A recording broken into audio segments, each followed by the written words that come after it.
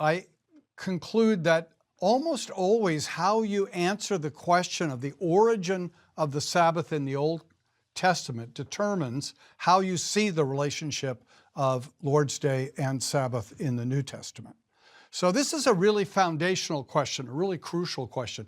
Where does the Sabbath in the Old Testament come from? Now, you know that there are two versions of the Ten Commandments recorded for us in the Old Testament. There's the version in Exodus 20 that I read in the last study, but there's also the version in Deuteronomy chapter 5. And let me read that statement of the fourth commandment to you. In Deuteronomy 5 we read, "Observe the Sabbath day to keep it holy, as the Lord your God commanded you. 6 days you shall labor and do all your work, but the seventh day is a Sabbath to the Lord your God. On it you shall not do any work, you or your son or your daughter, or your male servant or your female servant, or your ox or your donkey, or any of your livestock, or the sojourner who is within your gates, that your male servant and your female servant may rest as well as you." So far, the commandment is quite similar to what we find in Exodus chapter 20. But now the commandment comes to the reason for keeping the Sabbath day holy. And in Deuteronomy 5 at verse 15, we read, "You shall remember that you were a slave in the land of Egypt, and that the Lord your God brought you out from there with a mighty hand and an outstretched arm. Therefore the Lord your God commanded you to keep the Sabbath day." Here in Deuteronomy 5, Moses is stressing the connection between Sabbath and remembering the Lord's deliverance of Israel from the house of bondage. And if this was the only version of the Ten Commandments that we had, we might well be tempted to think that the Sabbath begins with Moses at Sinai, because the whole purpose of the Sabbath would be to remember that God delivered us from Egypt. It would be very much grounded in that historical moment of Moses leading Israel out of Egypt. But that's not the only statement of the Sabbath that we have. And that's important to see. To be sure, one of the functions of the Sabbath is to have time to think about the saving work of God. But Exodus 20 reminds us that the Sabbath is also to remind us about the creative work of God, about God the Creator. And so we read in Exodus chapter 20 at verse 11, "For in 6 days the Lord made heaven and earth, the sea, and all that is in them, and rested on the seventh day. Therefore the Lord blessed the Sabbath day and made it holy." And that's really a quotation, isn't it, from Genesis chapter 2. It's a quotation from the creation story recorded by Moses at the beginning of the book of Genesis. And Genesis chapter 2, verse 1 and following, we read, "Thus the heavens and the earth were finished, and all the host of them. And on the seventh day God finished his work that he had done, and he rested on the seventh day from all his work that he had done. So the Lord blessed the seventh day and made it holy, because on it God rested from all his work that he had done in creation." There it is, Genesis 2, verse 3. God blessed the seventh day and made it holy. Now, those who want to defend the proposition that the Sabbath really only comes with Moses said, well, yes, it's recorded that God blessed the Sabbath day and made it holy at creation, but there's no commandment there. There's no commandment to keep the day holy there. It's simply a declaration that God made it holy. But you know, that's a pretty weak argument. That's really a pretty weak argument. Certainly it's a weak argument when you see in the fourth commandment in Exodus 20 that it's given as a reason for the Sabbath. Well, you could still say, well, Moses is giving a new reason to the Sabbath that really wasn't there from creation. But I don't think that works. When God blessed the seventh day and made it holy, for whom did he do that? Did he do it for himself? Well, God doesn't really live in days, does he? God doesn't really live in time. God lives in eternity. And all of God's existence is blessed and holy, right? He doesn't have sometimes more blessed than others, some days more holy than others. God exists always in holiness and blessedness in eternity.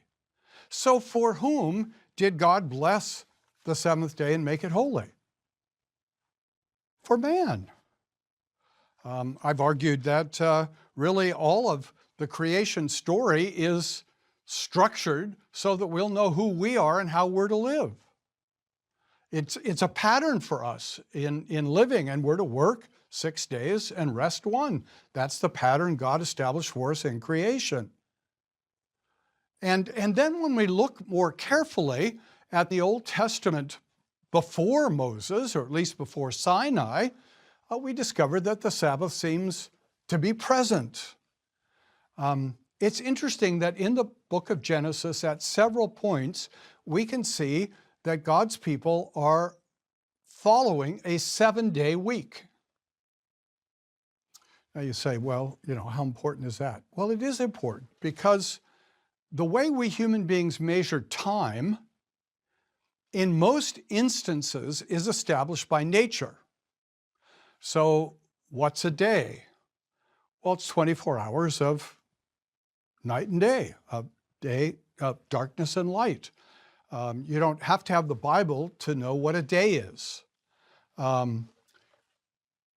We have months as human beings. That's related to the moon and lunar orbit, so that cultures all around the world know what a month is. Now, that's not to say that every calendar is exactly the same, but there's a substantial agreement about what a day is, about what a month is, about what a year is. Because a year too is determined by nature, by the orbit of the earth around the sun. Those things are all established in nature. We don't need special revelation to know that. But a week is not established in nature. A 7-day week is established by revelation. We are called to have a 7-day week by God because of the imprint of His creative work on our lives. At the time of the French Revolution, one of the things the revolutionaries tried to do was get rid of the 7-day week. They wanted to put the world on a metric system, even back then. So they wanted a 10-day week, 3 10-day weeks. Well, that kind of would work. They weren't able to succeed at that because 7 days was too well implanted in practice. But it's really by revelation that we have a 7-day week. And that's testified to in the book of Genesis at several points, that they were living according to a 7-day week. We also read in Exodus chapter 16 that Israel in the wilderness was forbidden to gather manna on the Sabbath. Now, you pay a lot of money to learn this, but Exodus 16 comes before Exodus 20. So Israel was keeping Sabbath before they got to Sinai, it appears. And all of this is to say that Sabbath, while being influenced by redemption and by God's saving work, bringing them out of the house of bondage, the root of the Sabbath is in creation. And our Reformed fathers, by and large, said that the Sabbath is a creation ordinance, that there are certain things established in creation that stay with mankind all through its experience and life. And the family is one of those creation ordinances. And that's why the attack on the family is so serious in our contemporary world. But the Sabbath also is a creation ordinance. From creation, not from the fall, not from redemption, but from creation itself, we are called to set aside time for serving God and worshiping Him in the world that He created. Even if we hadn't fallen in this world, we would be called to keep the Sabbath day holy. And there are a variety of reasons that we can offer for that. A lot of our Reformed fathers talked about how the Sabbath plants in our very creation the notion that we're not done. We haven't reached the final point. Even apart from sin, There was something to look forward to. We worked and then we rested, implying that someday, even if there'd never been any sin, there would be a greater perfection of rest than we have experienced just from the initial creation itself. They called that a sort of eschatological expectation. There's going to be further development to the point of final rest. So I think the argument that the Sabbath is established in creation, not in Moses, is, I think, pretty irrefutable. I don't think the people who try to make the Sabbath simply Mosaic succeed at all. I think that's really pretty clear. I got a question about clarity. Is the Bible clear on this? I think the Bible's clear on that. Genesis 2 says it. Exodus 20 repeats it. The Sabbath is grounded in God's creative work, that God blessed it and made it holy from creation. That means, of course, that it's not just for the Jews. There's something universal about the Sabbath for all mankind. And it is interesting that Jesus said that, that he was Lord of the Sabbath, and that God had made the Sabbath for man, not man for the Sabbath. It's interesting, he didn't say God made the Sabbath for Israel. He talks about all mankind there. God made the Sabbath for man. That's the declaration of the Savior. I think all these pieces are really quite clear that the Sabbath is grounded in creation, not in the unique experience of Israel at Sinai. Now, that's not to say that the Sinai experience didn't have an impact on the understanding of the Sabbath or the particulars of the Sabbath or maybe even the strictness of the Sabbath. But the institution itself rests in creation, and that's crucial because it means it's a little harder to dismiss it. We know the New Testament tells us that there are many Mosaic institutions that are fulfilled and no longer imposed on Christians. But this is not simply a Mosaic institution, and that's why we have to look much more carefully at the New Testament material to see that. Now, there are a lot more things that we could say about the Sabbath in the Old Testament, but this isn't really a study of Sabbath in the Old Testament in fullness. But one thing we ought to see is that the Sabbath in the Old Testament is not governed by a huge number of really specific rules. I think we sometimes get the impression that somehow the Sabbath in the Old Testament is governed by rule after rule after rule, some of them very, very picky. That's really not true. The Sabbath statements in the Old Testament are pretty broad. Stop working. That, there's not a lot of specificity beyond that. Stop working. And worship God.